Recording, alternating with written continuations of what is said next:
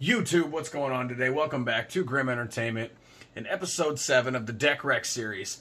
Today we're going to be taking a look at Edgar Markov. He's a Mardu vampire tribal general with a sick eminence ability that's going to let us take advantage of some vampire token creation with some low-cost vampires, all while controlling the board state with some group sacrifice, discard, and destroy spells. Maybe even maintain a small army to swing in for some lethal damage. Vampires like blood, and blood is salty. You're going to get some hate for this one. So without any further ado, let's get into my Twilight deck. Oh wait, that's Edward, not Edgar? Same thing.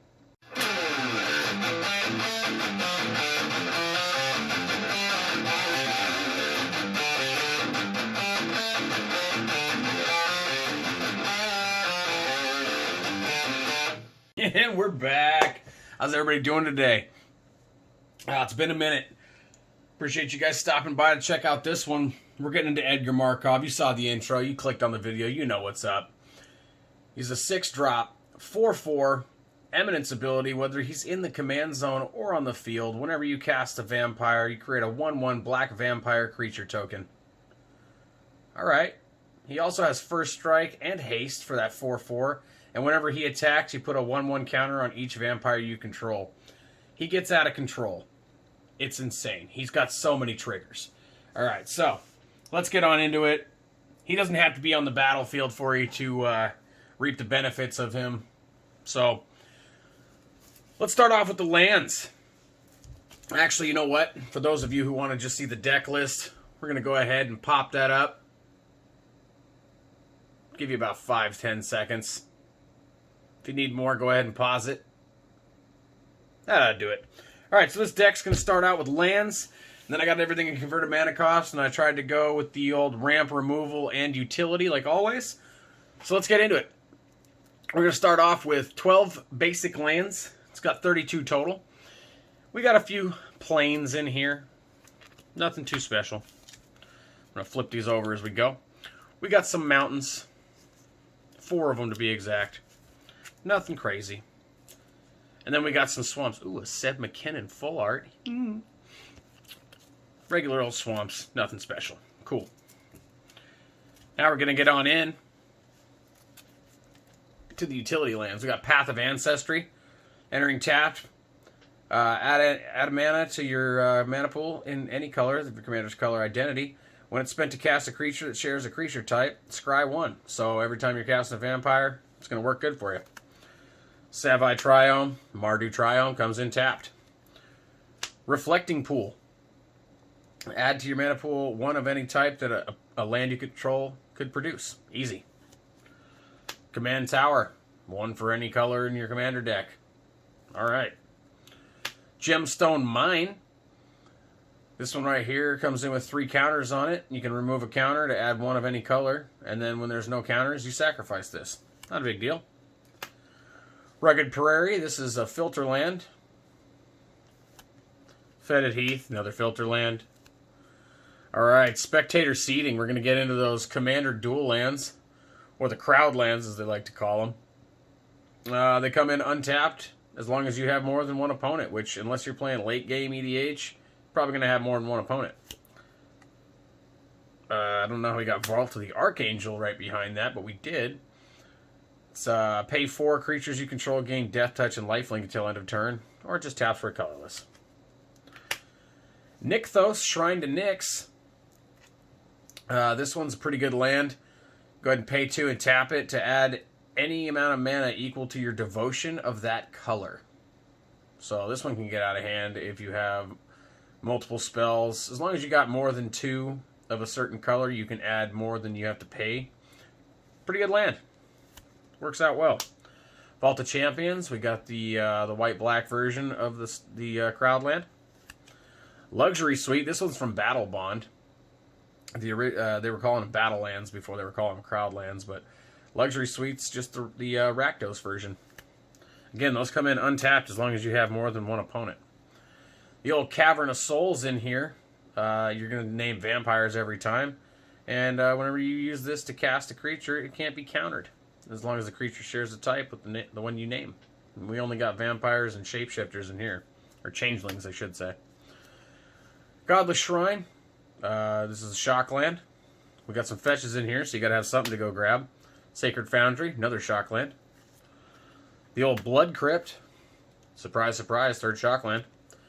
And you got your fetches. You got Bloodstained, Arid Mesa, and Marsh Flats. Alright, and that's going to kick it off with creatures. That was 32 lands, in case you were counting. Alright, we got Indulgent Aristocrat. Just a 1/1 lifelink. You can pay 2 and sacrifice any creature. Put a 1/1 counter on each vampire you control. We got Vampire of the Dire Moon. 1/1 Death Touch lifelink for 1. Who doesn't want that? And don't forget, every time you play one of these vampires here, you're going to get an extra token out of it. So these 1-drop creatures are also coming with a second creature that's a 1/1. Knight of the Ebon Legion. It's a 1/2 for 1 with a wall attack. So you can basically pay 3 and make him gain 3/3 and Death Touch until end of turn. And then at the beginning of your end step, if anybody lost 4 or more life, you put a 1/1 counter on him. Great card. Vicious Conquistador. Whenever it attacks, each opponent loses 1 life. There's some of that group action we were talking about. Blood Artist. This one's targeted. Whenever this or another creature dies, target player loses 1 life and you gain 1 life. Might be a way to start a combo. Gifted Aetherborn. This is a non-flying Vampire Nighthawk. That's what that is. No Priest of Oblivion. Paying 2 with an optional kicker of 4. It's got 2/1 with Menace and Lifelink. If no Priest of Oblivion enters the battlefield, if it was kicked, return target creature card from your graveyard to the battlefield. So you basically have an optional reanimate for 4. Always good. We got the old Cordial Vampire. Oh, man, I miss Booster Therapy. Anyway, pay 2 for a 1/1. Whenever Cordial Vampire or another creature dies, put a 1/1 counter on each vampire you control. Alright, we got triggers galore happening already. Now we're into these 2-drops. Gatekeeper Malakir with a kicker cost of 1. When it comes into the battlefield, if it was kicked, target player sacrifices a creature. Alright, value. Legion Lieutenant. Another 2-drop. Other vampires you control get 1/1. And it's a 2/2, so not bad. Giving all those tokens 1/1 when you play them, so they're all 2/2s. We got Metallic Mimic. As it enters the battlefield, choose a creature type. It's going to be a vampire in addition to those types. And each other creature you control of the chosen type enters the battlefield with an additional +1/+1 counter on it. So this itself isn't going to get you a token, but after it's on the battlefield, all the creatures that you get after that are going to come in with a +1/+1 counter. So he's worth it. And it's colorless, so you only need 2 mana for that. We got the old Nighthawk Scavenger, a.k.a. Tarmahawk. It's a 3-drop, flying Death Touch lifelink. Its power is equal to 1 plus the number of card types among cards in your opponent's graveyards. And you guys already probably know there's, 6 different spell types or card types. So this thing could be a 7/3 for 3, depending on when it gets played in the game. I'm almost always getting at least 4/3 out of it, though. Usually there's an instant, a creature, or an enchantment or something in the battlefield. You know what I mean? We got Draina, Liberator of Malakir, 3-drop for a 2/3 flying first strike. Whenever she deals combat damage to a player, put a 1/1 counter on each attacking creature you control. I'm sure by now you're starting to get the idea here that we're going to be adding a bunch of 1/1 counters to our little tiny creatures and making them do some serious damage. The original OG Vampire Nighthawk. This one might not be the OG printing. I think this came out in World Wake. Or was it Zendikar? I think actually maybe it might have been Zendikar itself. 3-drop, 2/3 flying Death Touch lifelink. It's a great card. It used to be like $7. Captivating Vampire, another old school one. 3 for a 2/2. He gives all your other vampires +1/+1. That's great. And then you can tap 5 untapped vampires you control and gain control of target creature and turn it into a vampire in addition to its other types. The great thing about this card is that ability tells you to tap the creatures, so they don't have to be, they can have summoning sickness and you can still tap them.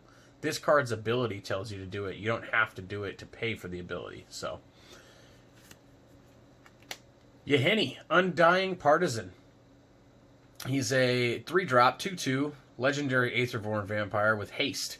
Whenever a creature an opponent controls dies, you can put a 1/1 counter on Yahenni, and then you can sacrifice another creature for him to gain indestructible until end of turn. So basically a board wipe, right? And as you do that in response to yourself, you sack one of your tokens, make him indestructible, and then you count how many creatures your opponents get rid of, and then he becomes a beefcake, you know what I mean? Stromkirk, Captain. 3-drop, 2/2, first strike. Another one that gives your stuff 1/1 and first strike. So there's a lot of triggers. You're going to have to pay attention to those when you're playing this deck. One of the only things that keeps me from playing this on a regular is that I don't like doing all the math. I like math. I'm good at math, but there's so many triggers, it's hard to keep track with this deck. It's brutal. Rakashare, 3-drop, 2/2. Whenever a vampire you control deals combat damage to a player, put a +1/+1 counter on it. Veto, Thorn of the Dusk Rose. Another 3-drop for a 1/3, and when you gain life, target opponent loses that much life. Then you can pay 5 to give all the creatures you control lifelink until end of turn. Another combo enabler maybe, huh? Mirror Entity, 3-drop Shapeshifter. This one has Changeling, so it is a vampire when you cast it. And then until end of turn, creatures you control have base power and toughness XX for an X pay. I mean, if you can sink like 8 mana into this, and you already got a freaking army out there, and they're getting +1/+1 counters and the Lord effects, you could be swinging for massive damage by changing the base power and toughness of all your creatures. We got Twilight Prophet, 4-drop, 2/4 flying vampire with Ascend. If you control the city's, or if you control 10 or more permanents, you get the city's blessing for the rest of the game. At the beginning of your upkeep, if you have the city's blessing, reveal the top card of your library and put it into your hand. Each opponent loses X life and you gain X life, where X is that card's converted mana cost. And I mean, this is 4, so you can imagine if you get anything high, each opponent's losing that much life and you gain X life. So, it's good stuff. We got Cliffhaven Vampire, 4-drop for a 2/4. Whenever you lose, or whenever you gain life, each opponent loses 1 life. Seems to be a sub-theme going on there. Sanctum Seeker, 4-drop, 3/4. Whenever a vampire you control attacks, each opponent loses 1 life and you gain life. Holy cow. Vampire Nocturnus. Don't forget, all of those things trigger individually and they stack. So you got to watch those. I'm telling you, if you're going to take a little nibble, go ahead. But if you are going to take a little nibble, you're going to take this back to your play group. Maybe give me a like. Maybe give me a subscribe. It only takes a second. Helps us out. I know you guys are going to want to use this because this deck is mean. 4-drop for Vampire Nocturnus. 3/3. Playing with the top card of your library revealed. As long as the top card of your library is black, this and other vampire creatures you control get 2/1 and have flying. This can be a game ender if you have it in the right situation. Bloodline Keeper. We got a 4-drop for a 3/3 flying with tap ability to put a 2/2 black vampire onto the battlefield with flying. And then his pay ability lets you transform him into a 5/5. You can only activate that ability if you have 5 or more vampires. But when you do transform him, he turns into Lord of Lineage. There's a 5/5 flyer giving all your other vampires 2/2. And he still has the ability to tap it and put a 2/2 black vampire with flying on the battlefield. It's a pretty good card. Bloodline Keeper. Alright, now we got Colitis. Trader of Get. 4-drop for a 3/4 with lifelink. And if a non-token creature an opponent controls would die, instead exile that card and put a 2/2 black zombie creature onto the battlefield. You can also pay 3, sacrifice another vampire or zombie to put 2 1/1 counters on Colitis. So if you're going to wipe the field, it's a good way to deal with like Muldrotha or any deck that's playing Recursion, because all those creatures are going to get exiled instead of dying. So you basically play this guy, and then you want to somehow protect him. Or, I mean, maybe you don't. His ability still kicks even if they just get wiped. So you're going to exile those creatures when you Wrath, and then you're going to get a 2/2 black zombie for every one that you exile. It's a pretty good card. Alenda of the Dusk Rose. 4-drop for a 1/1 with lifelink. Whenever another creature dies, put a 1/1 counter on Alenda. And then when Alenda dies, you create X 1/1 white vampire tokens with lifelink where X is Alenda's power. Another way to just stack up some stuff and then make a bunch of tokens. Malakir Blood Witch, 5-drop for a 4/4 for flying and protection from white. When it enters the battlefield, each opponent loses life equal to the number of vampires you control, and you gain life equal to the life lost this way. So if you make every opponent lose 5 life, you could be gaining 15. Because it's equal to the life lost this way. Not just once. Total life. Great stuff. Anawan the Ruined Sage. This one's mean. At the beginning of your upkeep, each player sacrifices a non-vampire creature. And we only have vampires, so at the beginning of my upkeep, we're going to be getting rid of at least one of my opponent's blocking creatures. Good stuff. Another Draena, the Last Blood Chief, 5-drop for a 4/4 flying. Whenever she attacks, defending player chooses a non-legendary creature card in your graveyard. Return that card to the battlefield with a +1/+1 counter on it. It's a vampire in addition to its other types, which almost all of them are anyways. Patron of the Vein for a 6-drop. It's a 4/4 flyer. When it enters the battlefield, destroy target creature an opponent controls. Then whenever a creature an opponent controls dies, exile it and put a 1/1 counter on each vampire you control. So many triggers. That's going to do it for creatures. As if those weren't mean enough, we're going to get into some instants and sorceries. So you got Dark Ritual. Just paying 1 to add 3. Quick little ramp to get some stuff out there. Got Swords to Plowshare. Exile a creature. The controller is going to gain life equal to its power for 1, though. Then you got Path to Exile for 1. Exile a creature, but they're going to get to search for a basic land card and put it on the battlefield tapped. Plus side is, if you're playing somebody who doesn't run basic lands, you're not going to have to worry about them getting any ramp on you. Then we got Hide and Seek. More often than not, you're probably going to use Seek for this, for taking out somebody's win con. But sometimes they might have it on the battlefield. You can put target artifact or enchantment on the bottom of its owner's library for a white and a red. Or you can search their library for a card and remove it from the game and gain life equal to its converted mana cost for white and a black. Pretty versatile card. I like it. One of the only dual cards that I actually enjoy. I'm going to get into Feed the Swarm. It's a 2-drop. Destroy target creature or enchantment an opponent controls. Lose life equal to that permanent's converted mana cost. Destroying enchantments with a black spell is something that's not normal, so this card's pretty good, even though it's a common. Abrade. Good old Abrade. It's an instant for 2. Choose one. It's going to deal 3 damage to target creature or destroy target artifact.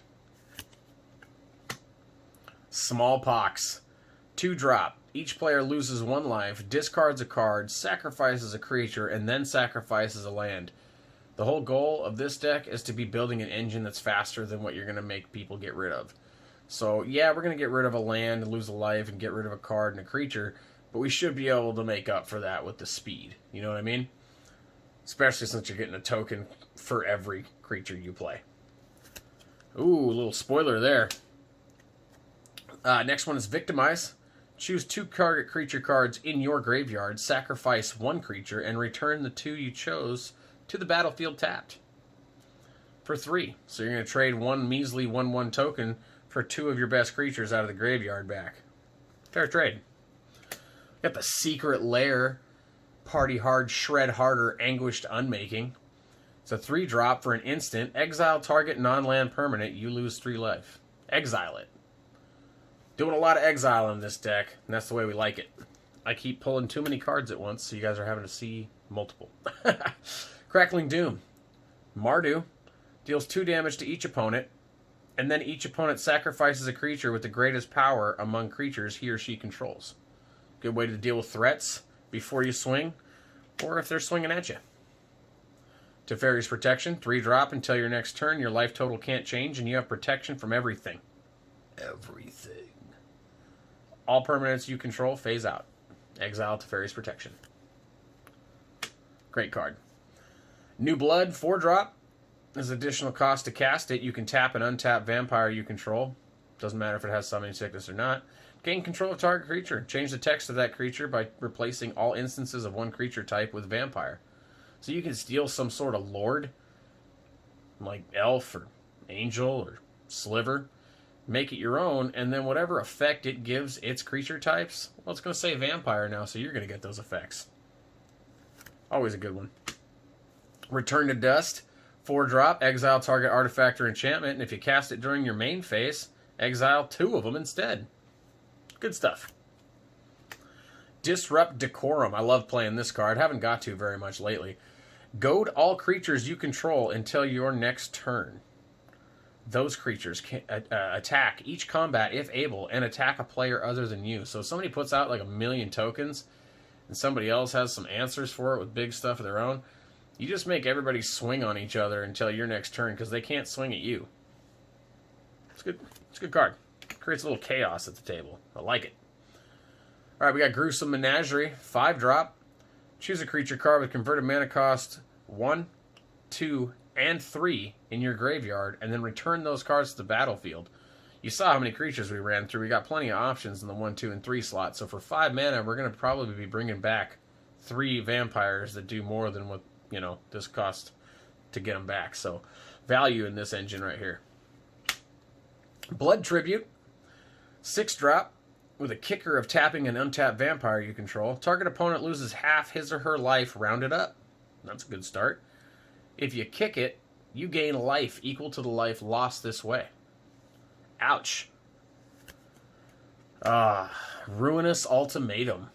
This is basically Mardu Cyclonic Rift, but it doesn't just put them back in their hands, it destroys them. Destroy all non-land permanents your opponents control for 7.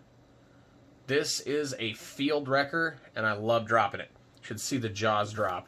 You can hear the salt hitting the table when that card gets played. All right, we got Legion's Landing for a 1-drop. Enters the battlefield, create a 1/1 white vampire with lifelink. And when you attack with 3 or more creatures, transform it.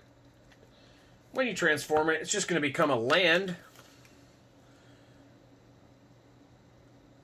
Adanto the First Fort.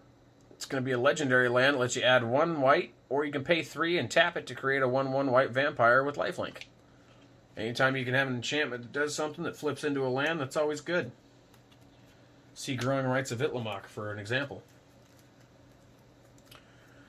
Alright, for 2-drop, we got Blind Obedience.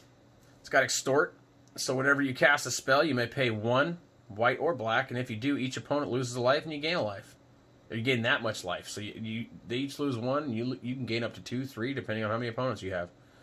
Artifacts and creatures your opponents control enter the battlefield tapped. Rough. Oh, what is that? You guys are going to love that when we get to it. I forgot that I didn't put that in there. I'll show you guys these decks as they are. That way it's always fun. You can see them as my current build. We're going to come back and do tune-up series later, but this is the way we're running them currently. And, I mean exactly the way we're running. We got Oubliette. Oubliette, if you're fancy.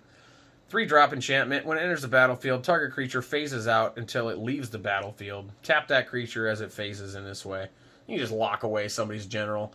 Lately, I've been a big fan of not destroying or exiling. I just like to lock your stuff away by turning it into an elk or making it have no abilities, losing everything, can't attack. These enchantments that make you deal with your threat are always fun to me. So, Oubliette, great card. Needed the reprint. And then here we go. We got a Smothering Tithe. I haven't had a chance to make my proxy of this, apparently. So you got Smothering Tithe. It's a 4-drop. It's an enchantment. And whenever an opponent is going to draw, they're going to pay 2. And if not, I'm going to make a treasure token. Nobody ever pays the 2, so we're just making treasure tokens every time an opponent draws. Good card. Wish I had a better proxy. That is hilarious, though. Smothering Tithe. Alright. Then we got good old Anointed Procession. You couldn't have a token deck without this in there, huh? 4-drop enchantment. If effect would create 1 or more tokens under your control, it creates twice that many instead. So can you imagine playing this and then having a couple of 1-drop vampires, and for every one of those you're getting 3 creatures? That's value. Cathar's Crusade, 5-drop enchantment. Whenever a creature enters a battlefield under your control, put a 1/1 counter on each creature you control.